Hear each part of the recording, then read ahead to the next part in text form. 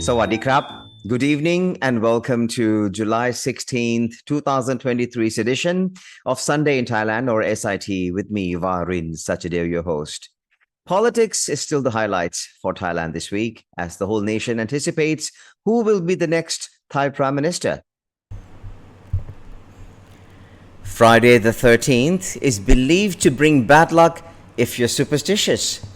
But Thursday the 13th in July could also bring bad news, particularly for Move Forward Party and Prime Minister candidate Pita Limjaroenrat. After on the most intense anticipation for the whole nation, the parliamentary session to vote for Prime Minister resulted in the failing of Pita, who did not get enough votes to secure his Prime Minister title. Out of 750 MPs and senators which represent Thailand's parliament, Pita needed at least half of the total votes, or 376 votes. While Move Forward Party has formed an alliance with Pheu Thai and other 6 parties, 70 members of Phum Jai Thai did not approve the nomination. Chat Thai Patana and the Democratic Party casted silent votes. In total, 199 MPs and senators casted no vote. Combined with 182 votes against him, Pita arrived at only 324 votes. That's 52 votes short of what was needed to send him to premiership. Though there were predictions that Pita would not win, the fact that prior to Thursday, July 13th, Pita himself, as well as members of Move Forward Party, had been giving a lot of pressure on the Senate. Pita and Move Forward kept using repetitive rhetoric saying that every senator's duty is to vote in favor of the party that had been certified by the consensus of the general election. This speech pattern faced a heavy strike back as the general public, the House of MPs, and the Senate explained to the people that it is the duty of every member of the parliament to protect the interests of the country. In other words, they're not in the parliament just to go with the flow, but rather they will see to it that any attempt to destroy the value of the society, the livelihood of the people, and opportunities for economic progress will be impeded. Being aggressive towards senators in such condescending manners on a daily basis is no doubt a factor in Pita's downfall in the first round. The more derogatory, the easier it is for members of the parliaments to decide whether to vote for Pita or to vote against him, or to refrain from voting, which is technically withdrawing from giving support. After the parliamentary voting result was finalized, Pita said to the media, "I accept the result, but I never give in," meaning he will continue to push his political agenda in the same direction as before. Supporters of Pita and Move Forward parties suffer defeat very badly, but they don't just lie down and take a licking. Believing they have the power regardless of the democratic practice of the parliament, they expressed anger and agony by bombarding the MPs and the senators who did not vote for Pita. This behavior has gone overboard as digital hooligans started threatening senators and MPs by exposing their personal information and harassing their families.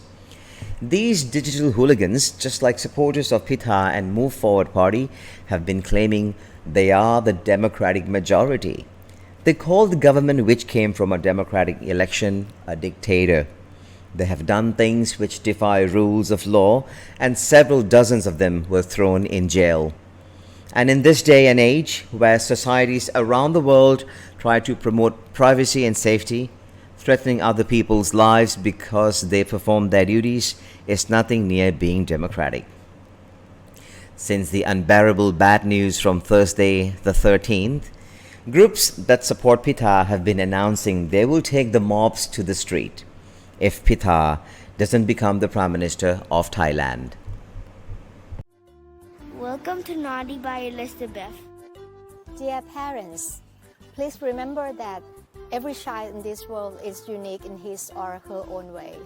Some may grow up to be a doctor or engineer, famous artist, or even rock star, or the job that we might have never dreamed of at our childhood. We should let them explore develop and find out their own talents. One of the techniques is to allow them to learn through play. While you observe your child playing, you might be surprised that they are very good at some particular skills. The world is evolving, and also many careers have emerged.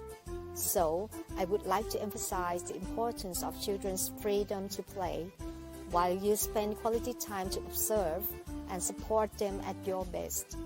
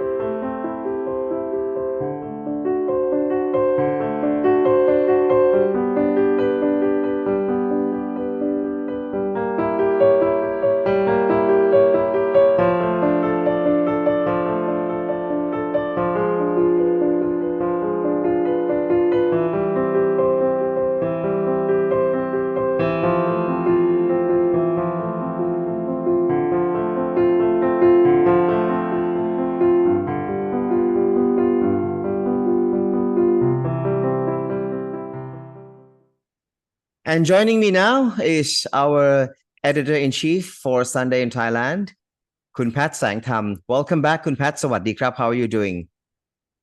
Thank you. Happy Sunday. สวัสดีครับ Sawadee krap. What a week we had in terms of politics, and it's not the end yet.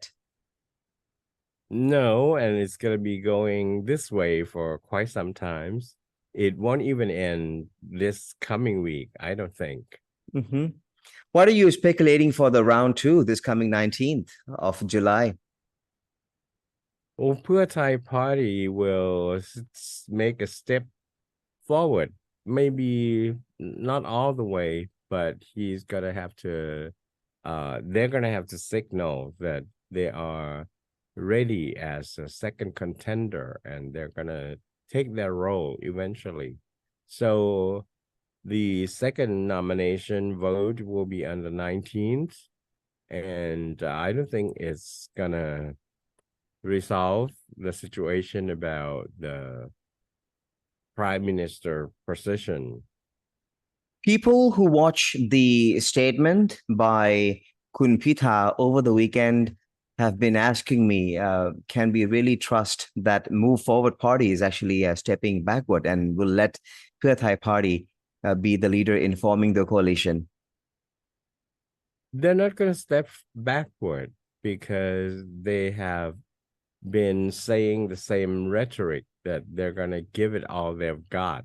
So with the mass, their supporters behind them, they're going to have to show their followers that, they're going to use all their might because might is right, something like that, But I'm well aware that they are well aware that there are some plan waiting quietly, and it's gonna be play in the game eventually, but maybe not the next or the second attempt to nominate Pita as the prime minister, but it will come up one of these days. There's no deadline in terms of when or how soon Thailand needs to have a prime minister, but Thailand will have a prime minister.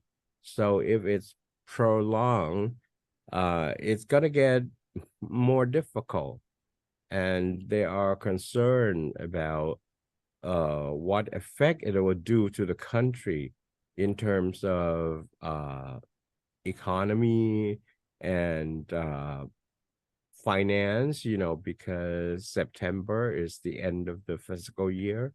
And with General Prayut running the country now, even though most of his power is intact, but when it comes to finance, he won't be able to allocate the budget for the next year and all that. So all the sectors, the business sectors, investment sectors, they are very concerned. And as you know, that for the past 2 months, the stock exchange market has been taking a lot of Tylenol. Except on Friday. Yeah. We saw they got some room to breathe. And how would you explain the digital hooligans that you mentioned earlier in our news presentation segment? How would you explain this to the global audience? What's happening to the Senate? I really like to talk about this because for the past 4 years, these hooligans on the street and online, which I call digital hooligan, they have been violating laws, they have been causing riots, they break the rules of laws, but then they keep calling themselves democratic people. And I know it's a psychological warfare. They want to give the impression that they are the democratic team and the government is the dictator. But then up to this point, I was hoping that, with the election that Pita's party won the largest votes, they would stop this kind of behavior. No, not at all. It's even more righteous actually for them to label themselves democratic. But then they have announced that they're going to take people to the street. They're going to create mobs and riots if Pita doesn't get to become prime minister.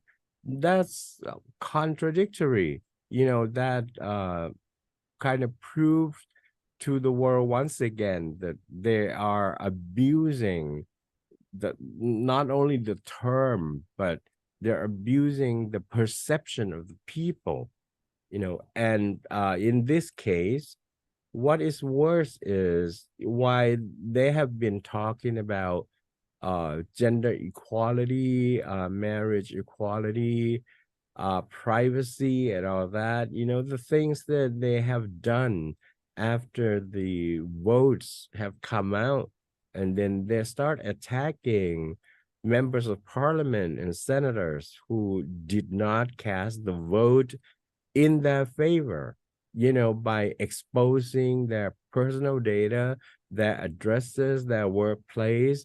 They attack the children, the family of the senators, with the intention that, okay, we let you know where they live, how many children they have, what school their children go to.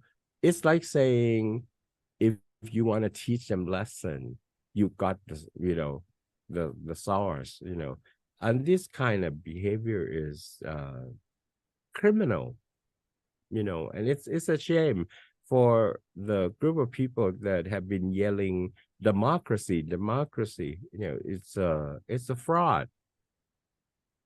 They are behaving like a dictator themselves. They, in a way. Yes, they have been behaving in ways that uh, cause themselves to have uh, been charged and put in jail.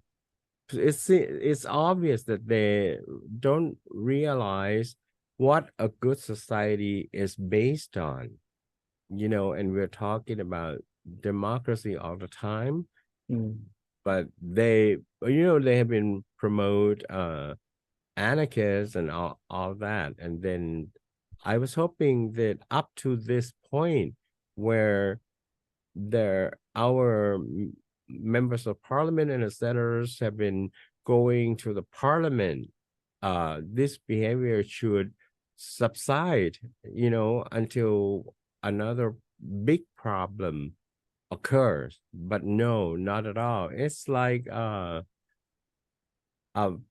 group of hyenas. You just can't communicate with them. This is the only ability that they have. Why are the seven coalition parties, who signed the MOU with Move Forward Party are so quiet about this? And they voted, in favor of Pita.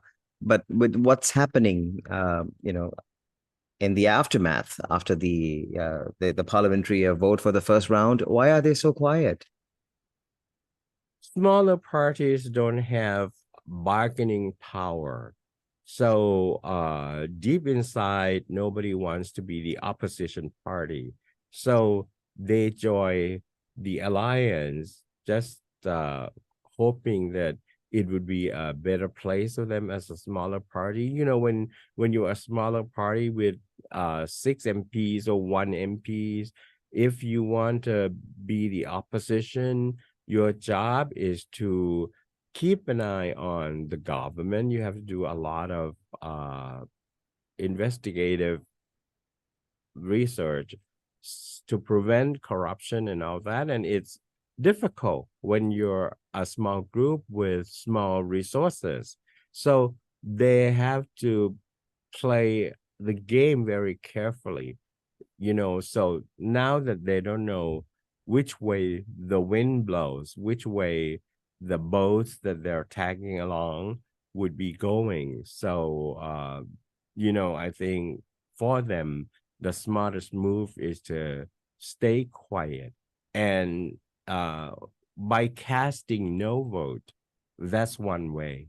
Because even though casting no vote is to withdraw the supporting vote, but it's still better than coming out and say, I don't approve Mm. of the prime minister. Mm. So What do you see as the future of Move Forward Party? Will they eventually be taking the place as the opposition eventually, or are they going to be still in the coalition with the leadership of Pheu Thai Party? analysts have been saying that some of the members could understand this game uh, between Pheu Thai and other parties that could form a coalition, but I don't think that Move Forward is really willing to be the opposition because they have been the opposition in the past 4 years. And even that guru said to be patient and wait until the next time. That's another 4 years.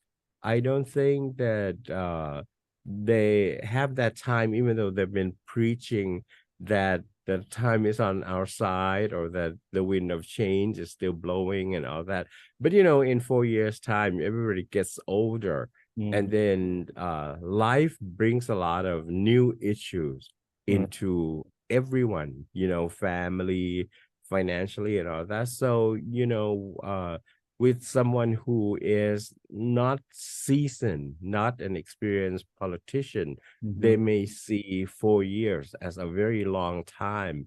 But if Mhm. you're in the business, like these veteran politicians that we Mm. have, Mm. they have been waiting 10 years, Mm. 20 years, so they can wait. But these youngsters, I don't think they have that kind of mentality. So they gotta, you know, do it or die. They're gonna do it now. Mhm. But then again, they're not a seasoned player in the political game. I don't think that they can match up or take any challenge from Pure Thai strategy at all.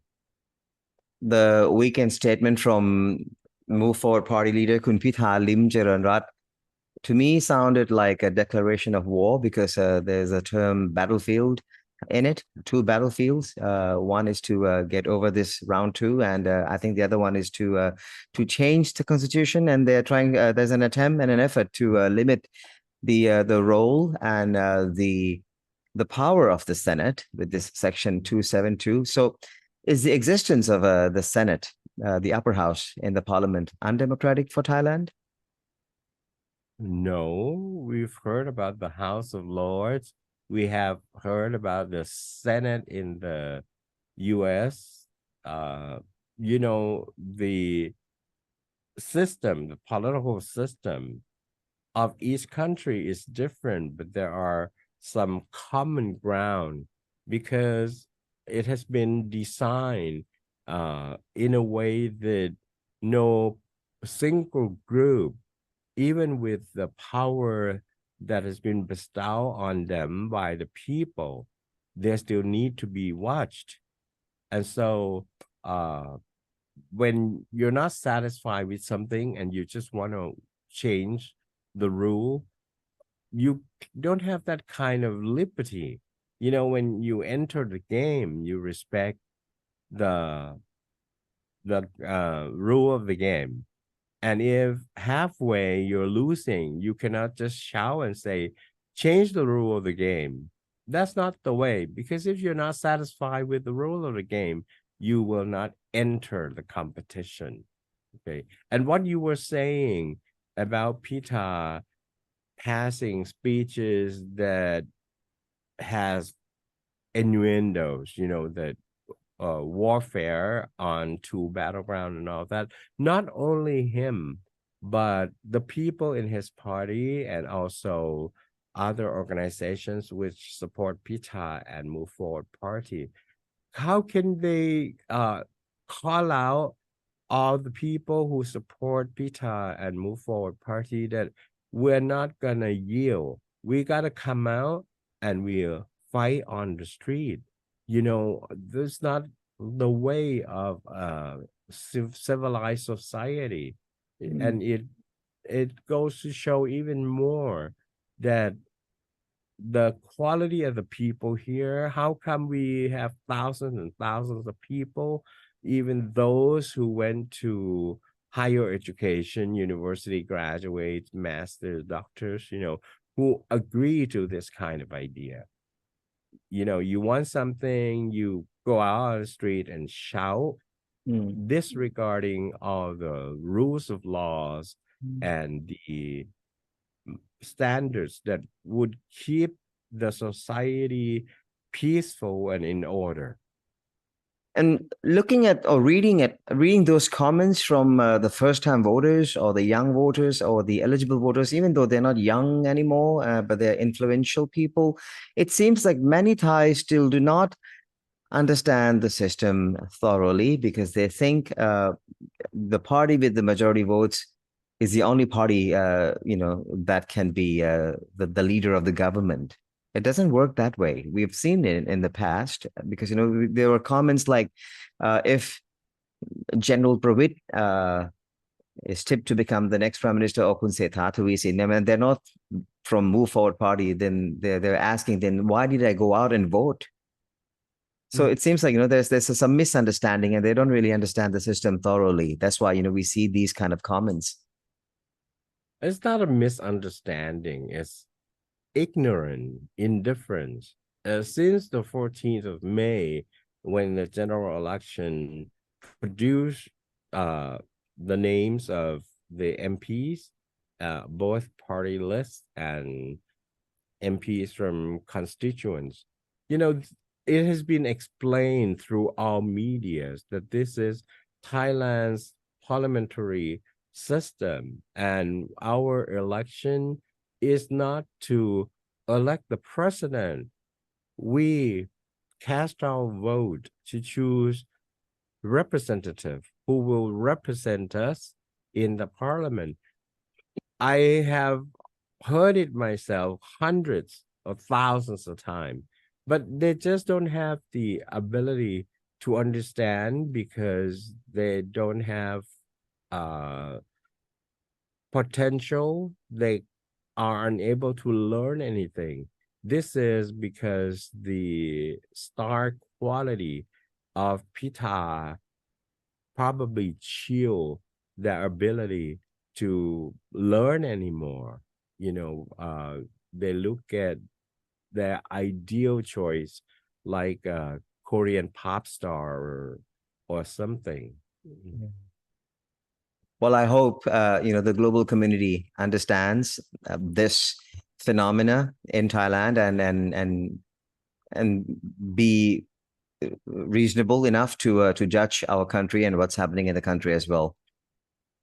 One thing I need to mention, because some of the Western media, which of course they take the news report and information from the Thai media, and some of them don't quite get it. So they're still spreading words such as Pita has been treated so unfairly, and they use the words like it is unprecedented that the nominee for the prime minister didn't get a vote to become the prime minister.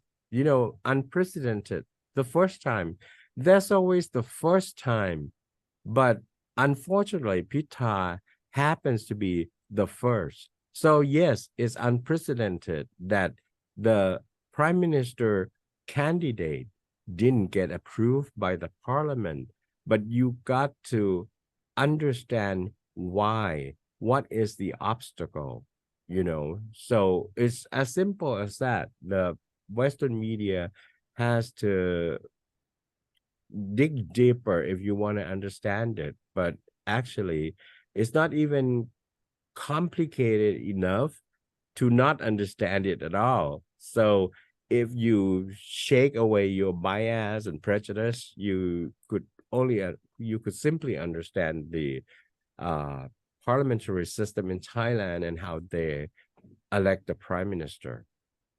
Reading the Western media's coverage on all these developments, I think they choose to turn the blind eyes on the reality, and it's sad to see the prejudice and the bias in their journalism. So, well, that's why we have a Sunday in Thailand to also share with the world the perspective from the Thai media as well, and we hope you find our coverage useful enough as a alternative sets of information to fully understand what's happening in Thailand from the Thai media's perspective. Thank you so much, Piphat, for your time and for your insights on Thai politics. And that's a wrap for this week's edition of Sunday in Thailand. I'm Vaharin Sachadeo, together with Kun Pat Sangtham, the editor-in-chief of Sunday in Thailand. We are both signing off. See you next Sunday, and thank you for watching. Sawasdee krap. Thank you.